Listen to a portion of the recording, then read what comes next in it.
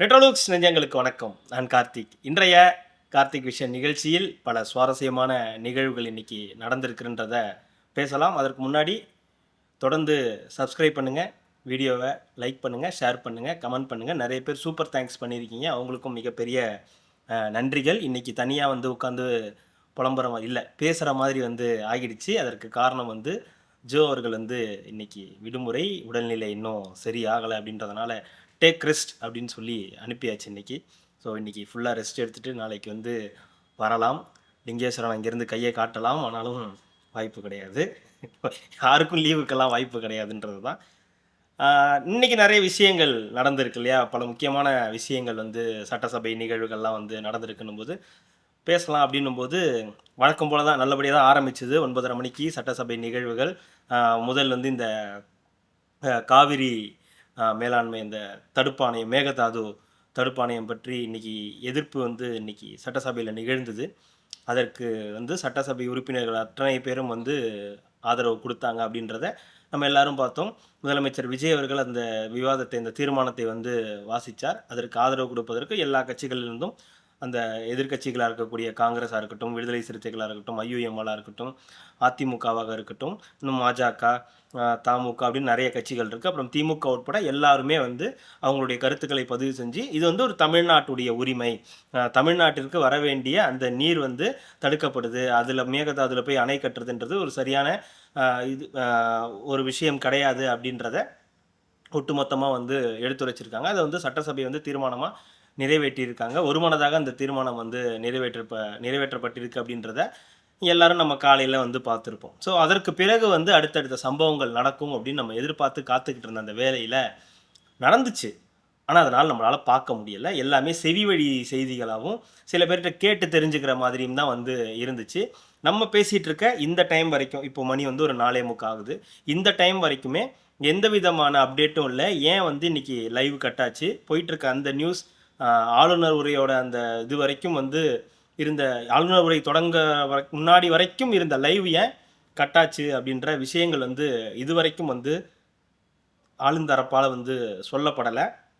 ஏன்னா நெறைய நிகழ்வுகள் சட்டசபைக்குள்ளார இன்னைக்கு நடந்திருக்கு. ஆளும் தாவேகாவுக்கும், எதிர் கட்சி திமுகவுக்கும் சராமாரியான சண்டைகள் வந்து இன்னைக்கு வந்து நடந்திருக்குன்னும்போது, அத பார்க்கணும்னு தானே எல்லாரும் ஆர்வப்பட்டுருக்காங்க. நேத்து கூட நம்ம வந்து சொன்னோம், லைவ்லாம் கூட கடந்த ஆட்சிகள்ல வந்து கட் பண்ணப்பட்டிருக்கு. ஆனா இந்த ஆட்சியில அந்த மாரிலாம் எதுவும் நடக்கல அப்படின்னு சொன்னோம். சொல்லி வாய மூடல. இன்னைக்கு வந்து லைவ வந்து கட் பண்ணிட்டாங்க. காரணங்கள் சொல்றாங்களான்னு காத்திருப்போம். அப்படி இல்லன்னா என்னன்றத நம்ம தெரிஞ்சுக்கலாம். ஏன்னா, அவங்க தானே சொல்லணும். எதற்காக வந்து இந்த லைவ் வந்து கட் செய்யப்பட்டிருக்கு அப்படின்றத அவங்க தானே சொல்லணும். நெறைய பேர் சொல்றாங்க, இன்னைக்கு வந்து திமுகவ போட்டு சராமரியா வெளுத்தாங்க. அத வந்து இது பண்ணக்கூடாதுன்னு. இந்த மாரி சப்பை காரணங்கள்லாம் இருக்கக்கூடாது. நிஜமாவே எதனால லைவ் வந்து கட் செய்யப்பட்டது? ஏன்னா, நீங்க வாக்குறுதி குடுத்துருக்கீங்க. முழு நேரம் வந்து லைவ் வந்து இருக்கும் அப்படின்னு. அது நடக்காதப்ப அந்த கேள்வி வரும். பட் டைம் எடுத்துக்கிட்டோம். எதனாலன்றது இந்த ரீசன் வர வரைக்கும் நம்ம காத்திருக்கலாம்னு நெனைக்கிறேன். குறிப்பா இன்னைக்கு சட்டசபையில நடந்த மிக சுவாரஸ்யமான நிகழ்வுகள்ல ஒண்ணு, ஆ திமுக எம்எல்ஏ அகஸ்டின் அவர்கள் வந்து கேட்கிறாரு. இந்த மாரி பாலியல் ரீதியான ஆ விஷயங்களுக்கு இந்த மாரி நீங்க வந்து என்ன நடவடிக்கை எடுக்கிறீங்க அப்படின்னு கேட்கும்போது, குளத்தூர பத்தி இவங்க ஏதோ கேட்டிருக்காங்க. குளத்தூரை பற்றி ஏன் நீங்க வந்து வாய் திறந்து பேச மாட்டேங்கிறீங்க அப்படின்னு அவர்கள் வந்து கேட்டிருக்காங்க. அவர் 5 நிமிஷம் பேசினதுக்கே குளத்தூர்ல என்ன ஆச்சுன்றத நீங்க பார்க்குறீங்கல்ல. அப்புறம் ஏன் இந்த மாரி விஷயங்கள வந்து கேட்குறீங்க? அவருக்கு எப்ப பேசணும்? என்னைக்கு பேசணுன்றது அவருக்கு தெரியும் அப்படின்னு சொல்லி ஆதவ அர்ஜுனா அவர்கள் பேசியதாக ஒரு தகவல் இருக்கு. அது வந்து செய்தி சேனல்கள்லயும், எக்ஸ் தளத்துங்களையும் வந்து நம்ம பார்க்க முடிஞ்சது. அத வந்து போட்டிருந்தாங்க.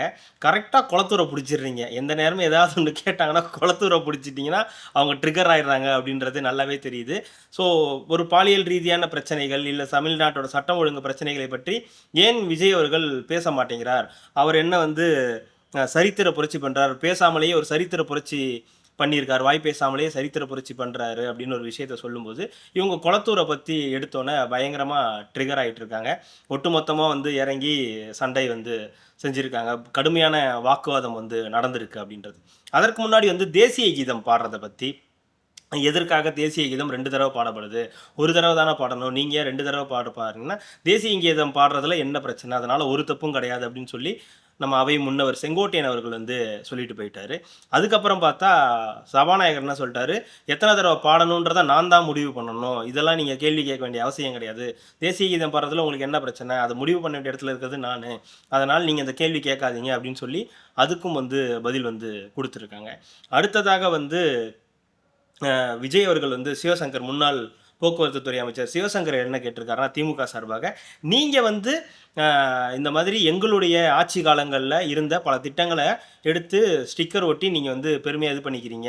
நீங்க போய் டெல்லியில பேசின பல விஷயங்கள்ல முன்னோடியா இருந்தது எங்களுடைய திமுக அரசுல இருந்த விஷயங்கள தான் நீங்க வந்து முன்னோடியா அங்க போய் வந்து பேசியிருக்கீங்க. அட்லி படத்த போல அட்லி அவர்கள் வந்து காப்பி அடிச்சு படம் எடுப்பாருன்னு சொல்லி நம்ம பொதுவா எல்லாம் பேசுவாங்க இல்லையா? அந்த எக்ஸ் தளத்துங்கள்ல இல்ல பேசுறவங்க ஜென்ரலா சினிமா துறையில இருக்கவங்க, இங்க பாருங்க ராஜாராணி படம் வந்து மௌனராகம் படம், தெறி படம் வந்து சத்திரியன் படம் அப்படின்னு சொல்லி சில விஷயங்கள் எடுத்து பேசுவாங்க. சில காட்சிகள்லாம் அப்படியே பாருங்க ஒத்து போகுதுன்னு. அந்த மாதிரி வந்து அட்லி படத்தை போல நீங்க வந்து தாவேக்கா வந்து எங்களுடைய நலத்திட்டங்கள எடுத்து வச்சு நீங்க பேசி ஸ்டிக்கர் ஒட்டி நல்ல பேர் வாங்குறீங்க அப்படின்னு இருக்காங்க. அதற்கு அமைச்சர் ராஜ்மோகன் சொல்லியிருக்காரு, நீங்க வந்து சம்மந்தமே இல்லாம இங்க சபைக்கு சம்மந்தமே இல்லாம அட்லி அவர்களை பற்றி வந்து பேசுறீங்க அப்படின்றதுக்கு தான் அவரு என்ன சொல்லியிருக்காரு, அட்லி மட்டும் இல்ல, நான் சட்னிய பத்தி கூட பேசுவேன் அப்படின்ருக்காரு. அவர் எதுக்காக சட்னின்னு சொன்னாருன்னு தெரியல.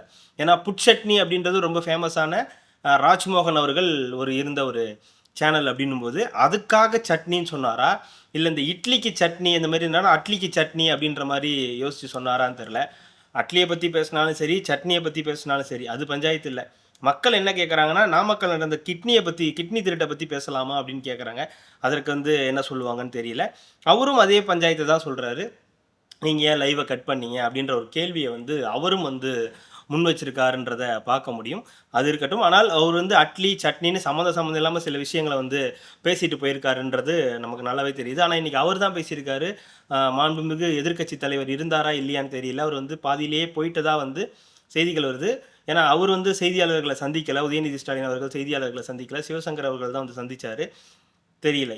இத நேரம் வரைக்கும் அவர வந்து பார்க்கல. ஸோ, அதனால அதுவும் வந்து நடந்திருக்க கிளம்பியிருக்க வாய்ப்புகள் உண்டுன்ற சாத்தியக்கூறுகளும் இருக்கு அப்படின்றது அதில இருக்கக்கூடிய செய்தியா இருக்கு. இன்னொரு பக்கம் வந்து இது எல்லாமே இன்னைக்கு சட்டசபையில நடந்த நிகழ்வுகள். அதிலயும் குறிப்பா வந்து இன்னைக்கு ராயபுரம் தாமு அவர்கள் இருக்காரு எம்எல்ஏ தாவேகா சார்பாக அடிக்க ஓடி வந்துட்டாரு. சட்டசபையில இருக்கக்கூடிய 100 பேர்கள் வந்து அடிக்க வந்து பாயிற அளவுக்கு வந்து பேசும்போது அந்த வாக்குவாதம் வந்து முட்டியிருக்கு அப்படின்ற பல விஷயங்கள வந்து நம்ம இன்னைக்கு வந்து செய்திகள் மூலியமா தான் வந்து தெரிஞ்சுக்கிட்டோம். முழுக்க முழுக்க எல்லாத்தையும் வந்து தெரிஞ்சுக்க முடியல. ஏன்னா லைவ் இல்லாததுனால என்ன நடந்ததுன்றது ரியல் சம்பவங்கள் என்ன நடந்ததுன்றத நம்மளால வந்து தெரிஞ்சுக்க முடியல அப்படின்றது இன்னைக்கு சட்டசபை நிகழ்வுகளா இருக்கு. நாளைக்கு என்ன நடக்க போகுதுன்றது ஒரு பரபரப்ப வந்து ஏற்படுத்தியிருக்கு. அதற்குள்ள இந்த லைவ் வந்து என்ன விஷயன்றத தெளிவுபடுத்திட்டாங்கன்னா நல்லாயிருக்கும். ஏன்னா எல்லாருமே இன்னைக்கு லைவ் பார்த்துக்கிட்டு இருக்காங்க. சட்டசபை நிகழ்வுகள் வந்து எல்லார் வீடுகள்லயுமே லைவ் வந்து போயிட்டுருக்கு.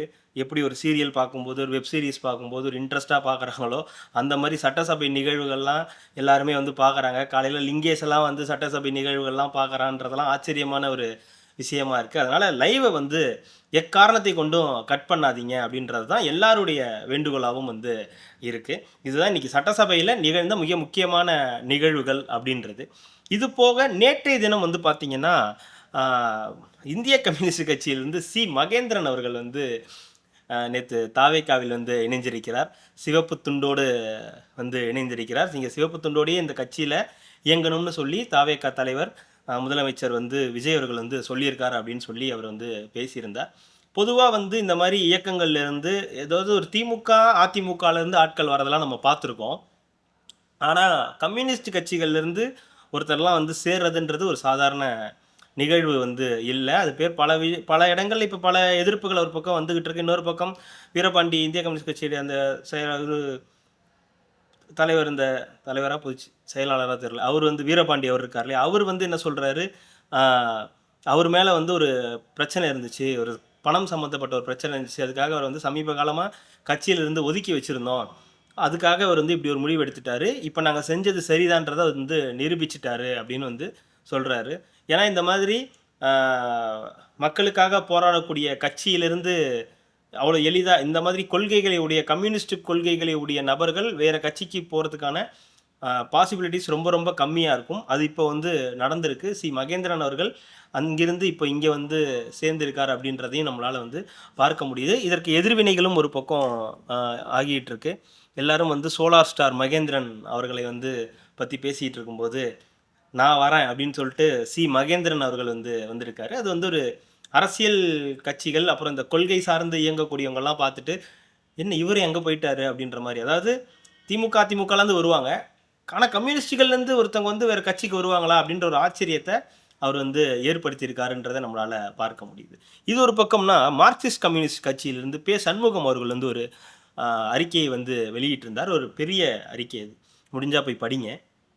அந்த அதில் எழுதியிருக்கிறது என்னென்னா, அதாவது தொடர்ந்து அவங்க மேலே வந்து நிறைய விமர்சனங்கள் வச்சுக்கிட்டே இருக்காங்க. தாவேகாவுக்கு ஆதரவு கொடுக்க ஆரம்பித்த நாளில் இருந்து கடுமையான விமர்சனங்கள் அவங்கள மேலே வந்து வச்சுக்கிட்டு இருக்காங்க. ஏன்னா இவங்க எந்த எந்த எதிர்ப்பும் கொடுக்கறதில்ல, எந்த விதமான இந்த ஆளுங்கட்சிக்கு எதிரான நிலைப்பாடு அவங்க எடுக்கிறதில்ல அப்படின்னு கடந்த 5 வருஷமாக அவங்க அப்படி தானே இருந்தாங்க. இன்றைக்கி வந்து ஒரு 38 39 நாள் இன்றைக்கி அவங்க.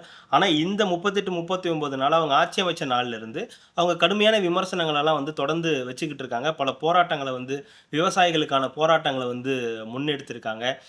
சிலிண்டருக்கு மத்திய அரசுக்கு எதிராக சிலிண்டர் தட்டுப்பாடு, இந்த மாதிரி பெட்ரோல் விலை உயர்வு போன்ற விஷயங்களுக்காக வந்து முன்னெடுத்திருக்காங்க. பாலியல் ரீதியான பிரச்சனைகளுக்கு குரல் கொடுத்துருக்காங்க. வந்தே மாதரம் பாடப்பட்டதற்கு வந்து எதிர்ப்பு தெரிவிச்சிருக்காங்க. அப்படின்னு தொடர்ந்து அவங்களோட எதிர்ப்புகளை பதிவு பண்ணிக்கிட்டே இருக்காங்க. ஆனால் அவங்க சொல்ல வரக்கூடிய கருத்து என்னன்னா, எங்கள் முன்னாடி 3 ஆப்ஷன் தான் இருந்தது, கிட்டத்தட்ட 2 ஆப்ஷன் தான் இருந்துச்சு.